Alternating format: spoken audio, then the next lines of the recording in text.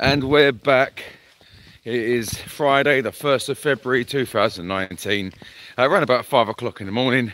And for those of you with a keen eye may have noticed that it's back to Chris's Real Talk. I did try to rebrand to Chris the Bus Driver. It's nice, but it's not for me. I want to do a blog or a vlog that is what I want to talk about, not just purely on buses with a little bit of extra things thrown in here and there. If you do want bus related videos, there are so many other amazing YouTubers out there which do a far better job at covering the bus industry than I do, of which you will find links in the description down below. That being said, I'm not going to give up on buses, as it is something which is very close to me.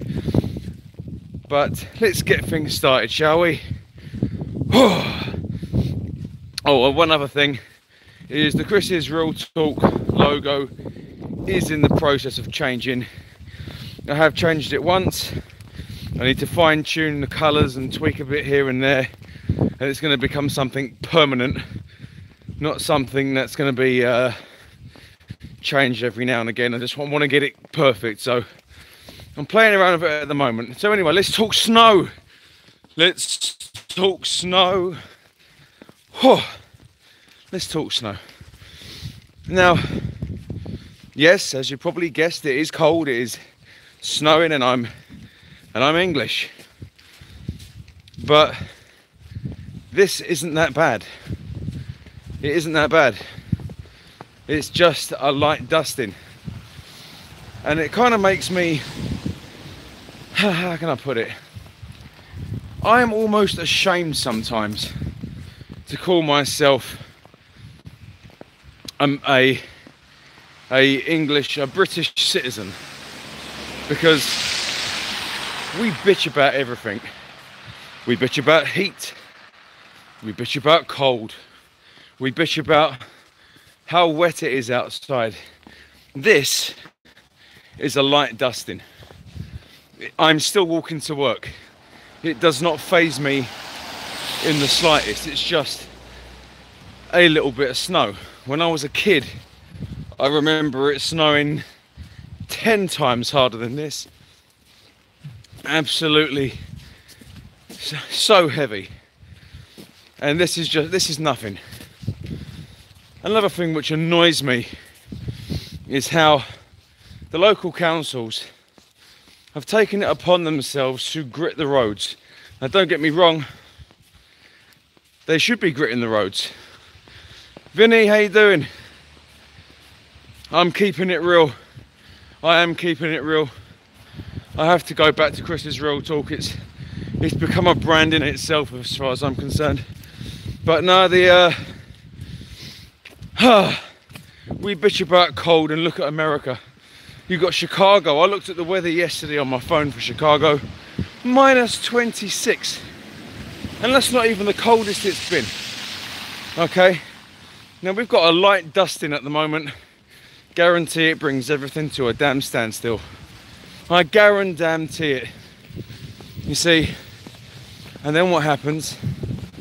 Is you end up, the council's gritting the roads before it snows. Let me tell you something now, for those who don't know, grit does not melt snow. Nope. Grit provides traction on snow and ice. What they should have done was, the second it started to snow, common sense will prevail one day, is grit the roads on the first light dusting of snow. That way, when vehicles drive on it, it embeds into the snow, and it provides traction.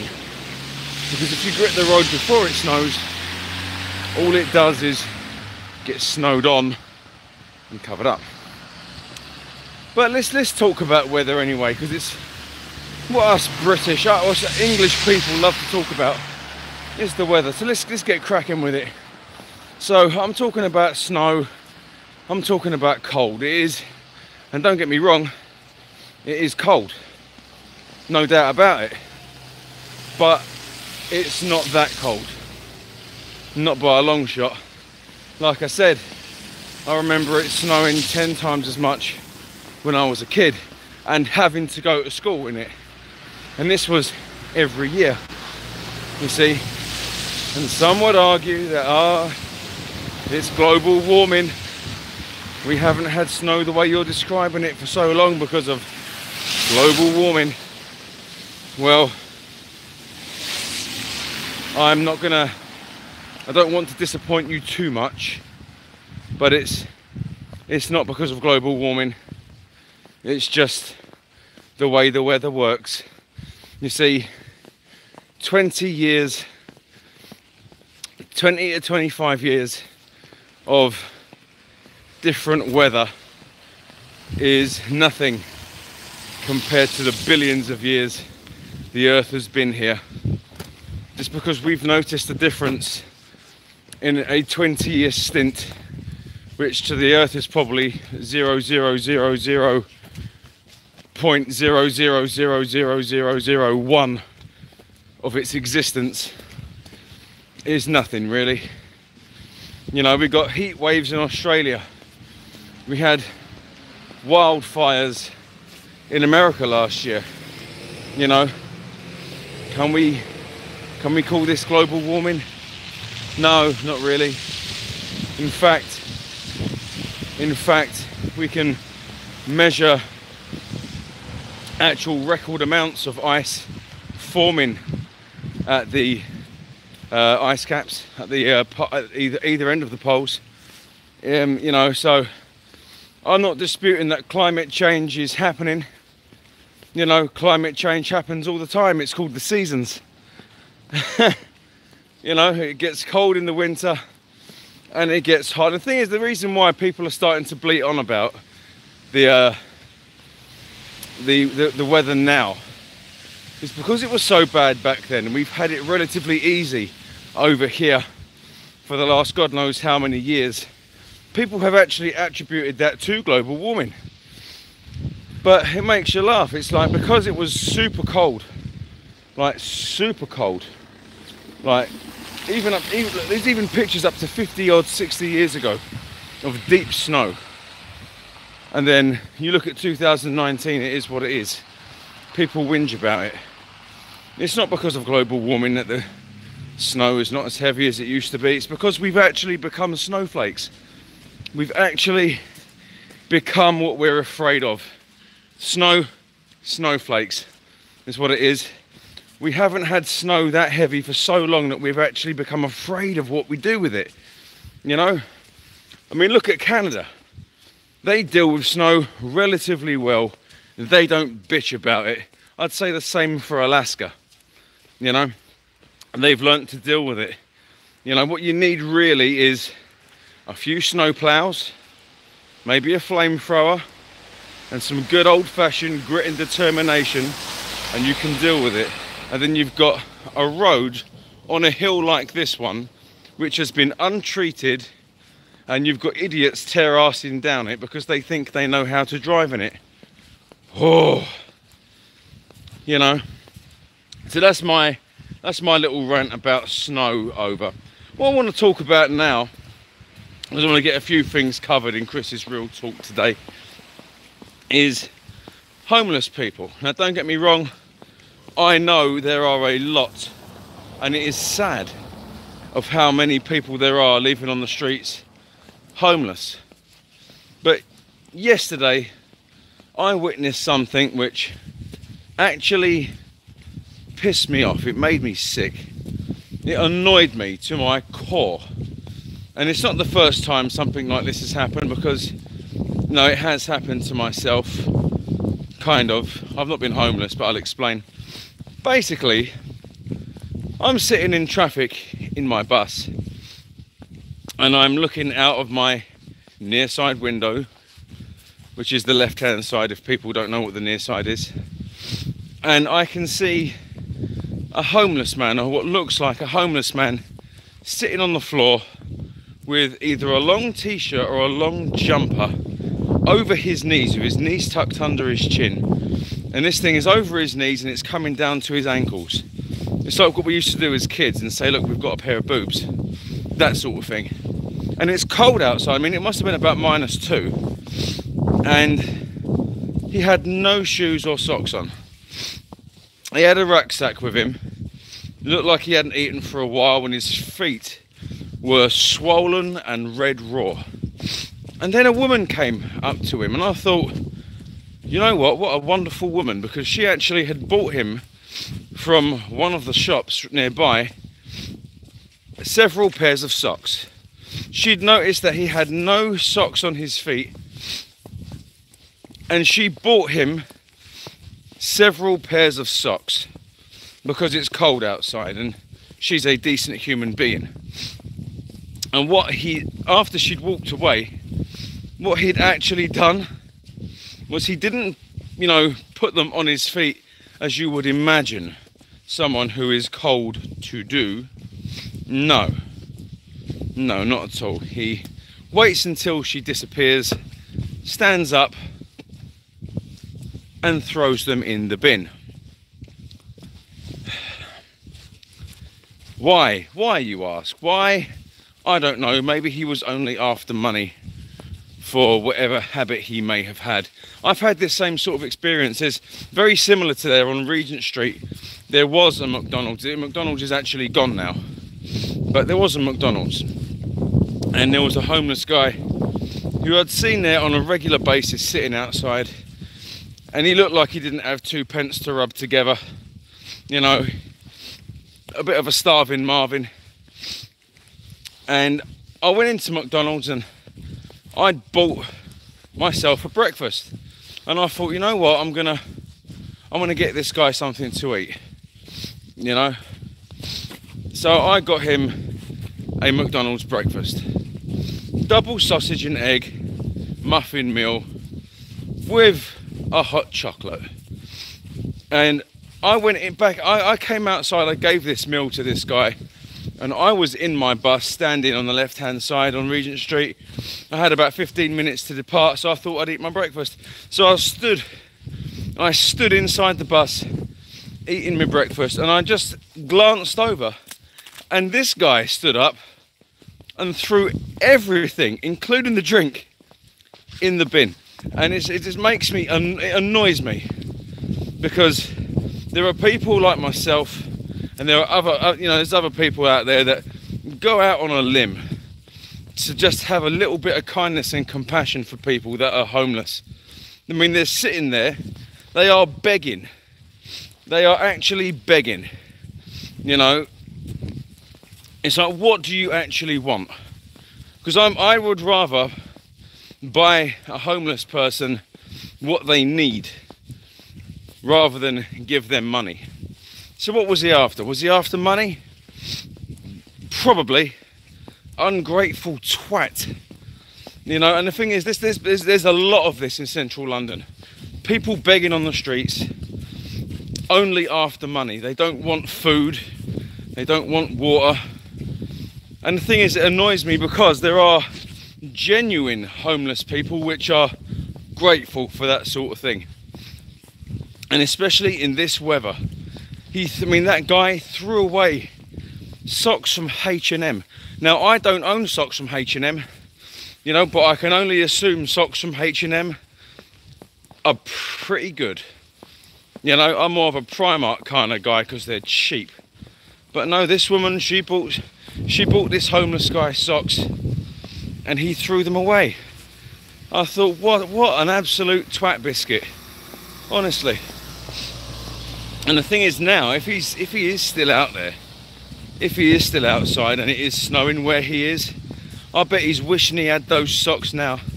Oh, I bet he is. Let's read some of these comments. Let's read some of these. It's really coming down, but I still managed to go for a walk. Not staying yet, that's true. Morning, good morning. That was very nice to hear. Nice of her, yeah, it was. It was lovely of her, to be fair. He threw them away. Yep, he threw them away. My housemates have the right idea for keeping warm. They have been sharing body heat, if you know what I mean. Oh yeah, there's not a problem with sharing body heat as long as they're not that inappropriate and start sharing it vocally. You know, my leg, it's too hot, slow down. Same weather in Holland. Walk, drive, careful, everybody. Yes, so this is, thank you, Johan Wagner. There's something I want to talk about now, and it is still snow related. Let's talk snow and stuff. That's the reason why I clicked on this video. Let's talk snow and stuff. So, as you can see, it's snowing, okay? And that there is a road. You can see tyre tracks on it. People don't seem to understand how to drive in said conditions. I mean, I've made comments on how to drive in these conditions before, but I'm gonna say it again, because there's probably new drivers out there that haven't really experienced snow to drive in ever, especially within the last, say, 5 years. Because, you know, when it snowed in March last year, the beast from the east kicked in. They might have been a bit too scared to drive in it, and they've not experienced snow before. So let me give you some pointers for those of you who do drive or who are slightly anxious about driving in cold, snowy, icy conditions.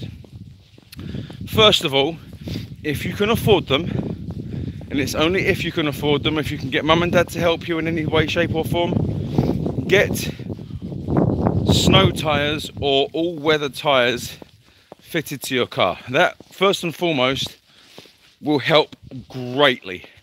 You can actually get these guys to come and fit them for you outside your house.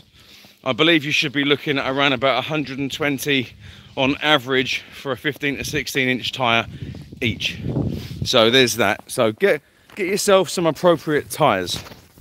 If you can't afford said all-weather condition tyres or snow tyres, then what I suggest you do is the following. Release some air pressure out of your tyres that you have, okay? Take about 5 to 10 pounds of pressure. Ideally, you want to be riding on the snow on at least 20 to 25 psi, okay? Now the reason for this is as you let air out of your tyre, obviously it becomes flat.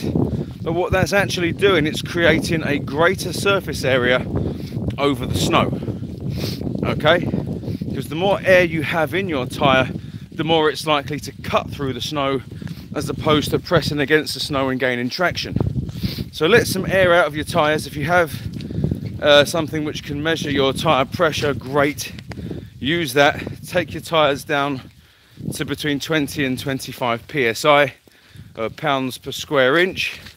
That will help a lot. If you have a manual transmission vehicle, what I do suggest is learn how to use your clutch appropriately and correctly, and try, if you can, to pull away safely in second gear, okay? Because that way your wheels aren't going to spin excessively fast in first gear. You'll have a little bit of extra control in second. Another thing you need to remember is just because there is a speed limit doesn't mean you have to drive at it. Remember, it's a speed limit and not a speed target. Two completely different things. You see, it's a limit for a reason, not to break it, but it's not a target. You can drive below it, underneath it, quite comfortably, as safe as you can, okay? All you need to do is give yourself an extra 20 minutes to half an hour to get anywhere for other traffic conditions and also for the speed that you're driving, okay? It's better to get there safe and slowly than not at all and dead. Another thing that you can do, those of you who have an automatic transmission, is let the car do the work for you, okay? Now, a lot of people put their car straight into gear and they go straight on the gas and the car moves forward. That can be a massive, massive problem. because what you'll actually find that is if you put your car in gear and remove your foot from the brake, the car will start to creep forward anyway. All right, let the car do the work until you're either out of whatever patch you're in, or you've managed to gain enough traction to slowly, so I mean this ever so slight pressure on the gas, or failing that, if you've got a Tiptronic or semi-automatic gearbox, then, you know, change it manually. But please remember, speed really does kill, especially on snowy, icy conditions. But the thing is, I'm telling you all of this, all of you who drive should be taught this when learning how to drive anyway. Any good driving instructor worth his or her salt should be telling you this, okay? But I'm going to tell you it because I care. So that's what's happening with that. But bigger picture, this sort of weather is not that bad.